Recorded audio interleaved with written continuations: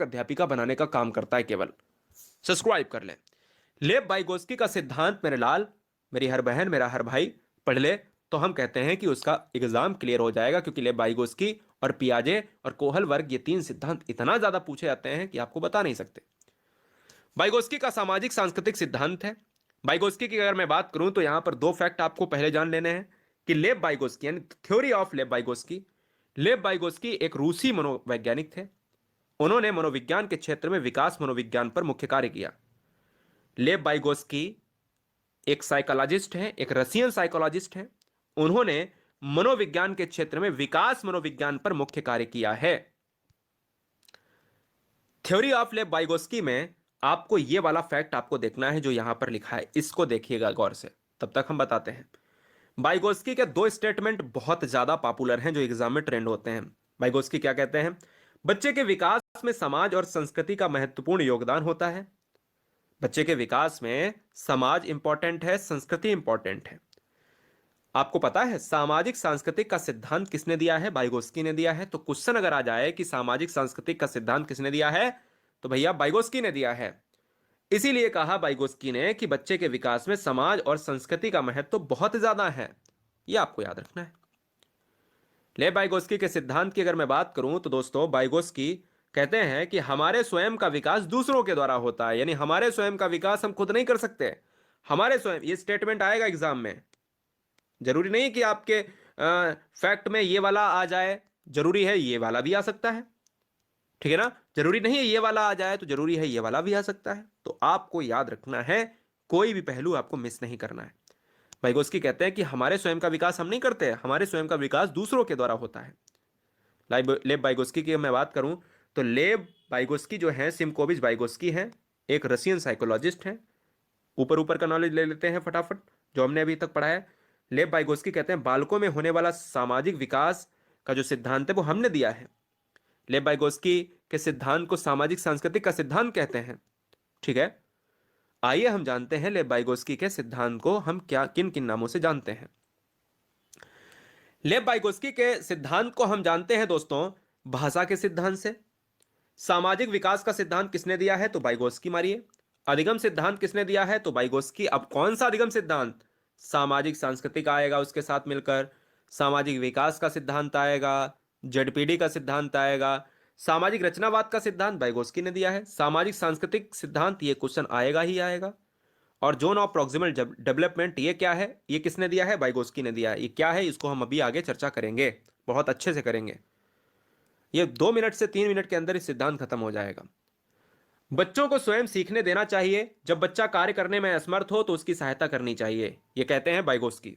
और ये बिल्कुल सही बात भी है। बच्चे को स्वयं करके सीखना, भैया हम कहते हैं कि भाई स्वयं करके सीखने पर बल देना चाहिए। और असमर्थ हो बच्चा तो उसकी सहायता कर दो। जहां फंस रहा है ऐसे तो टीचर करता है, बच्चा पहले कर रहा है, जहां भैया कोई दिक्कत हो तो पूछ लेना, ऐसे कहता है ना टीचर। बिल्कुल, सवाल फंस रहा है तो पूछ लेना, बिल्कुल। बच्चों की भाषा और विचार 2 वर्ष तक अलग अलग होती है। 2 वर्ष के बाद बच्चे की भाषा और विचार एक होने लगते हैं। ये इंपॉर्टेंट फैक्ट है, दोनों इंपॉर्टेंट हैं अकॉर्डिंग टू वाइगोस्की, ठीक है ना, याद रखिएगा। ये थ्योरी वाइगोस्की की पढ़ रहे हैं अपन। वाइगोस्की के बारे में अभी हमारे स्वयं का विकास हमारे द्वारा नहीं होता है, दूसरों के द्वारा होता है। मैं फिर से कहता हूं, वाइगोस्की ये क्वेश्चन बहुत बार लेकर आते हैं, यानी एग्जाम में बहुत बार वाइगोस्की आते हैं। हमारे स्वयं का विकास दूसरों के द्वारा होता है। दूसरे का मतलब है कि परिवार, समाज, विद्यालय, मित्र मंडली, परिवेश, सामाजिक कारक, यही दूसरे हैं। तो समाज के द्वारा होता है, परिवार के द्वारा होता है, मित्र मंडली है उसके द्वारा होता है। तो ये क्या है? ये दोस्तों हमारे विकास का कारण है अकॉर्डिंग टू मिस्टर लेव वाइगोस्की। अब पियाजे क्या कहते हैं भैया? पियाजे और लेव वाइगोस्की में थोड़ा फर्क भी जान लीजिएगा। पियाजे कहते हैं कि बच्चे का विकास उसकी उम्र के अनुसार होता है। वाइगोस्की कहते हैं बच्चे का विकास समाज के द्वारा होता है। दोनों में फर्क मैंने आपको बता दिया यहां पर। अब कोई भी बच्चा ये नहीं कह सकता कि पियाजे कौन अलग, कैसे अलग हैं और वाइगोस्की पियाजे से कैसे अलग हैं। पियाजे कहते हैं कि बच्चे का विकास उसकी उम्र के अनुसार होता है और वाइगोस्की कहते हैं कि बच्चे का विकास समाज के द्वारा होता है। ये बात दिमाग में आपको बैठा लेनी है। क्लियर है? चलिए, सामाजिक सांस्कृतिक का सिद्धांत जो है, सोशल कल्चरल डेवलपमेंट का जो सिद्धांत है, उसके अंतर्गत क्या क्या आता है? एक आता है दोस्तों आत्मसात करना। बच्चे के द्वारा सब स्वयं अपने प्रयास से सीखा गया ज्ञान आत्मसातकरण कहलाता है। तो ये क्वेश्चन आ सकता है कि वाइगोत्स्की के सिद्धांत में आत्मसात करने का अर्थ क्या है, या आत्मसातकरण क्या कहलाता है। तो बच्चों के द्वारा स्वयं अपने प्रयास से सीखा गया ज्ञान आत्मसातकरण कहलाता है।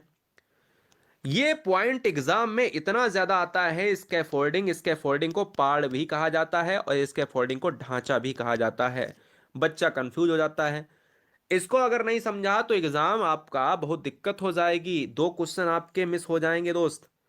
सहारा को कहा जाता है स्कैफोल्डिंग या पाड़ या ढांचा। ये क्या है? बच्चों के विकास में बड़ों के द्वारा दिया गया स्थायी या अस्थायी। तो याद रखना है, बच्चों के विकास में बड़ों के द्वारा दिया गया सहयोग अस्थायी सुधार कहलाता है। तो अस्थायी सहयोग जो दिया जाता है कि बच्चा जब फंस रहा है तो उसको सहयोग दे दो, बड़ों के द्वारा जो दिया गया सहयोग है वही सहारा, स्कैफोल्डिंग, पाड़, ढांचा कहलाता है दोस्तों, याद रखिएगा।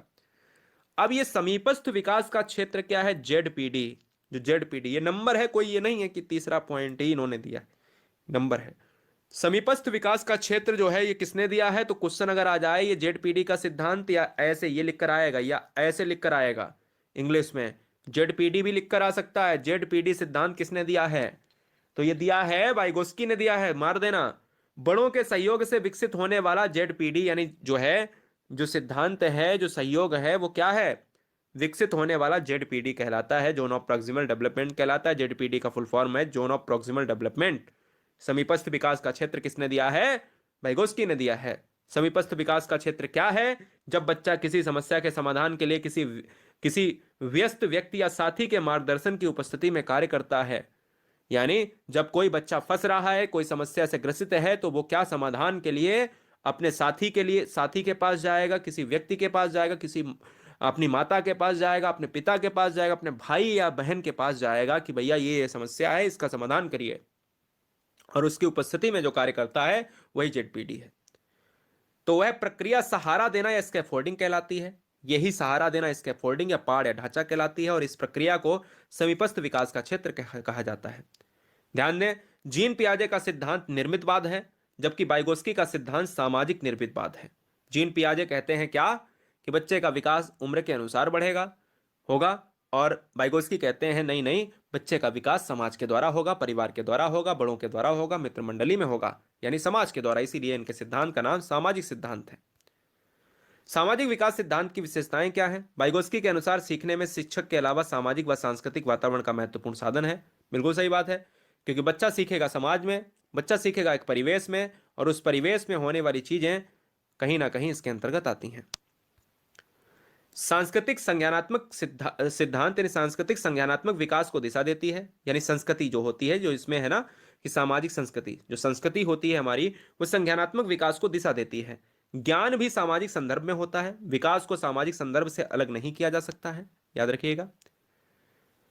आते हैं दोस्तों अंतिम इस वीडियो का, कोहल वर्ग का सिद्धांत। अब इस कोहल वर्ग के फैक्ट जो सबसे ज्यादा पूछे जाते हैं, आइए जानते हैं पूरी तरीके से कोहल वर्ग सिद्धांत क्या कह रहा है। नैतिक विकास का सिद्धांत क्या कहता है? तो सबसे पहले कोहल वर्ग के 3 फैक्ट। ये कौन है? अमेरिकी मनोवैज्ञानिक है। नैतिक विकास का सिद्धांत दिया है, नैतिक अवस्था का सिद्धांत भी कहा जाता है। तो नैतिक विकास के सिद्धांत के अंतर्गत नैतिक अवस्था का सिद्धांत दिया गया है। कोहल वर्ग का सिद्धांत हम पढ़ रहे हैं, तो कोहल वर्ग के सिद्धांत में सबसे पहले एक फैक्ट आपसे पूछूंगा नहीं मतलब जवाब नहीं देना है। क्या आप जानते हैं लॉरेंस कोहल वर्ग ने सर्वप्रथम नैतिक विकास का सिद्धांत 1969 में दिया था। इसके बाद 1981 व 1984 में संशोधन भी किया था। तो आपको लॉरेंस कोहल वर्ग का सिद्धांत मैं जितना पढ़ा देता हूं उतना ही आपके सिलेबस में है तो बहुत सारा, लेकिन सिलेबस में कितना है वो भी अभी आपको बहुत सारा देखने को मिलेगा जो मैं पढ़ाऊंगा। तो एक क्वेश्चन तो ये बन गया कि अमेरिका के साइकोलॉजिस्ट। दूसरा, नैतिक अवस्था का सिद्धांत किसने दिया? कोहल वर्ग ने। नैतिक सिद्धांत किसने दिया? कोहल वर्ग ने दिया। कितनी बार संशोधन हुए? 2 बार हुए। एक कब हुआ? 1981 में। एक कब हुआ? 1984 में। और कब दिया सिद्धांत? 1969 में। नैतिक व्यवहार जन्मजात नहीं होता है, कोहल वर्ग कहते हैं, बल्कि इसे सामाजिक परिवेश से सीखा या अर्जित किया जाता है। लॉरेंस कोहल वर्ग 1927 से 1987 के बीच में एक सिद्धांत लेकर आए, यानी 1927-1987 एक इनकी जर्नी रही है लाइफ की, और नैतिक विकास का सिद्धांत लेकर आए। और नैतिक विकास के सिद्धांत के अंतर्गत बताया कि इसके 6 चरण होते हैं। उसने पाया कि यह चरण सार्वभौमिक होते हैं। यह बात आप दिमाग में बैठा लीजिएगा, यूनिवर्सल होते हैं। कोहल वर्ग का नैतिक विकास का सिद्धांत 3 अवस्थाओं में बटा हुआ है और इसके 6 चरण होते हैं। मैं बार बार कहूंगा, यानी कोहल वर्ग के नैतिक विकास के सिद्धांत में अवस्थाएं अगर पूछे कि कितनी अवस्थाएं हैं तो तुरंत मार देना 3। यानी अवस्थाएं पूछे ऐसे कितनी हैं तो 3। अगर पूछे चरण कितने हैं तो कितने मारेंगे आप, तो 6 मारेंगे। ठीक है, तो कोहल वर्ग के सिद्धांत में नैतिक विकास की सिद्धांत की जो अवस्थाएं हैं उसमें अवस्था है भैया 3 हैं और उसके सब स्टेज हैं, स्टेज के जो सब स्टेज हैं वो हैं 6, यानी 6 चरण। मतलब इसके भी 2, इसके भी 2, इसके भी 2। हम इसको जानेंगे, पहले तो इसको तो जान लीजिएगा कि पूर्व परंपरागत अवस्था में कितने साल की है, 4 से 10 साल की है। परंपरागत अवस्था 10 से 13 साल की है। उत्तर परंपरागत अवस्था 13 से ऊपर है। ठीक है ना। प्री कॉन्वेंशनल स्टेज जो है 4 से 10, कॉन्वेंशनल 13 से, पोस्ट कॉन्वेंशनल 13 वर्ष से अधिक। कोहल वर्ग का नैतिक विकास का सिद्धांत क्या कहता है मेरे लाल? कोहल वर्ग ने बच्चों के साथ 20 साल तक विशेष प्रकार के साक्षात्कार किए और उनमें जो स्टडी का निचोड़ निकला उसके बाद एक नैतिक विकास का सिद्धांत दिया। 20 साल तक दोस्तों अध्ययन किया, 20 साल तक साक्षात्कार किया, इंटरव्यू लिया और उसके बाद एक सिद्धांत दिया, नैतिक विकास का सिद्धांत, जिसके 6 चरण बताए और 3 अवस्थाएं बताई जिन्हें आसानी से पहचाना जा सकता है। अब कैसे पहचाना जा सकता है ये जानते हैं। कोहल वर्ग का नैतिक विकास का सिद्धांत इन 6 चरणों में से प्रत्येक चरण नैतिक दुविधाओं को सुलझाने में अपने पूर्ण चरण से अधिक परिपूर्ण होते हैं। कोहल वर्ग का नैतिक विकास का सिद्धांत कहता है कि भैया हमारे सिद्धांत में 3 अवस्थाएं हैं, 6 चरण हैं। 6 चरण में प्रत्येक चरण नैतिक दुविधाओं को सुलझाने में अपने पूर्ण चरण से अधिक परिपूर्ण है। कोहल वर्ग का नैतिक विकास का सिद्धांत बालकों में चरित्र निर्माण या नैतिक विकास के संदर्भ में लॉरेंस कोहल वर्ग ने अपने अनुसंधान के आधार पर यह निष्कर्ष निकाला कि बालकों में नैतिक या चरित्र के विकास में कुछ निश्चित अवस्थाएं पाई जाती हैं। जो निश्चित अवस्थाएं कौन सी हैं? कुछ ऐसी अवस्थाएं हैं भैया, कहते हैं कि नैतिक अवस्थाओं के अंतर्गत एक ऐसा सिद्धांत कोहल वर्ग ने दिया जिसमें कुछ निश्चित अवस्थाएं हैं और उन अवस्थाओं के अंतर्गत बच्चा किस किस स्टेज से गुजरता है और क्या क्या करता है वही बताया है। तो आइए जानते हैं दोस्तों, इसमें सबसे पहले जो नैतिक अवस्था, नैतिक सिद्धांत, नैतिक विकास बार बार यूज हो रहा है, ये क्या है जो क्वेश्चन में एग्जाम में बनता है। नैतिक विकास का अर्थ क्या है? तो नैतिक व्यवहार जन्मजात नहीं होता, इसे सामाजिक परिवेश से सीखा या अर्जित किया जा सकता है। सबसे पहले बालक का अनौपचारिक रूप से अपने आस पास, पड़ोस तथा स्कूल में नैतिक विकास होता है। सही बात है। सबसे पहले परिवार में होगा, बाहर मैदान में होगा, स्कूल में होगा, मित्र मंडली में होगा, है ना। थोड़ा थोड़ा वाइगोत्स्की से रिलेट कर रहा। जब बालक का जन्म होता है तो वह ना तो नैतिक होता है ना तो अनैतिक होता है, ये अकॉर्डिंग टू कोहल वर्ग, आपको लॉक करना है अगर आ जाए, बल्कि वह अच्छा व बुरा का आचरण समाज से ही सीखता है। इसलिए कहा जाता है कि विकास की प्रक्रिया वातावरण की महत्वपूर्ण भूमिका लेकर आती है। ठीक है ना, याद रखिएगा। अब आइए थोड़ा सा एक्सपैंड रूप में जान लेते हैं, थोड़ा सा अच्छे लेवल में जान लेते हैं कि ये अवस्थाओं में किस तरीके की, बस ज्यादा नहीं, 1 2 3 4 5 6 7 7 स्लाइड हैं आपको, 7 8 9 स्लाइड हैं। इसके बाद इस वीडियो को खत्म करेंगे, यानी इस वीडियो के सिद्धांत को खत्म करेंगे। अब देखिएगा पूर्व नैतिक अवस्था में क्या देखा जाता है। पूर्व नैतिक अवस्था में दोस्तों देखा जाता है, नैतिक स्तर में देखा जाता है कि यह अवस्था कितने साल की है, 4 से 10 साल की है। यह पहली अवस्था है और ये पहली अवस्था है दोस्तों, तो इसकी 2 सब स्टेज है, यानी 2 चरण हैं, आज्ञा एवं दंड की अवस्था और अहंकार की अवस्था। पूर्व नैतिक स्तर में जो 4 से 10 साल की अवस्था होती है इसे बाल्यावस्था के रूप में भी जाना जाता है। तो इसके 2 चरण हैं, आज्ञा एवं दंड की अवस्था और अहंकार की अवस्था। तो आइए आज्ञा, दंड और अहंकार को समझ लेते हैं कि यह कोहल वर्ग ने लेकर क्या आए हैं। आज्ञा एवं दंड की अवस्था जो कहती है, कहता है कम आयु व अपरिपक्व होने के कारण बच्चा डरता है कि काम किया जाए या ना किया जाए, दंड से बचने के लिए। यानी अगर वो करता है बुरा काम तो उसको पता है कि ये दंड मिलेगा, और अच्छा काम करेगा तो दंड नहीं मिलेगा। तो बच्चा अपरिपक्व होने के कारण बच्चा डरता है कि काम किया जाए या ना किया जाए जिसे दंड ना मिले।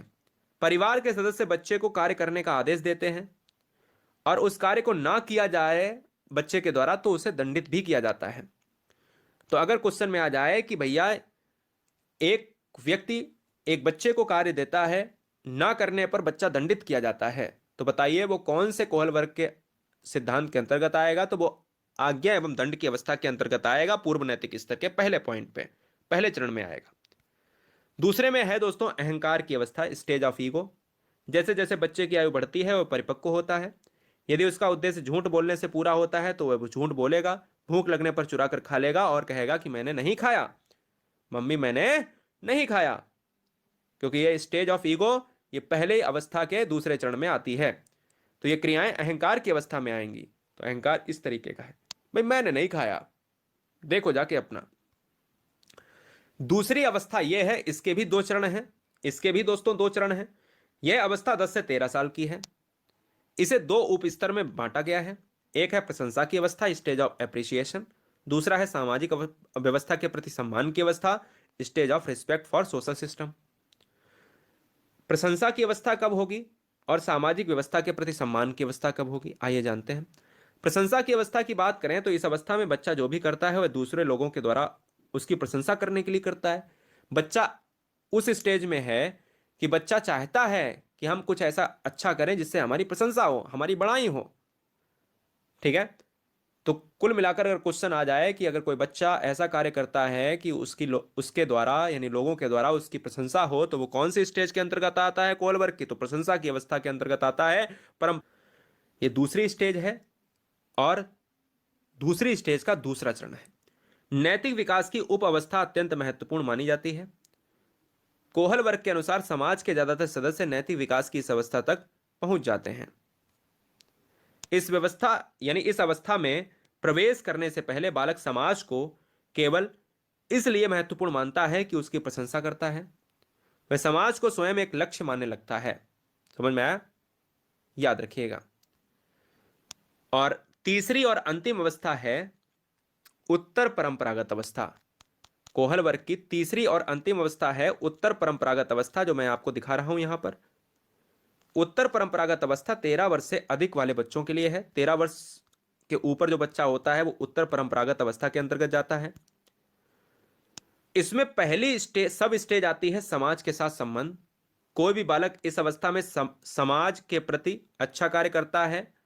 वह नहीं चाहता कि समाज के साथ उसका समझौता टूटे, क्योंकि बच्चा बड़ा हो चुका है, 13 वर्ष से ऊपर हो चुका है।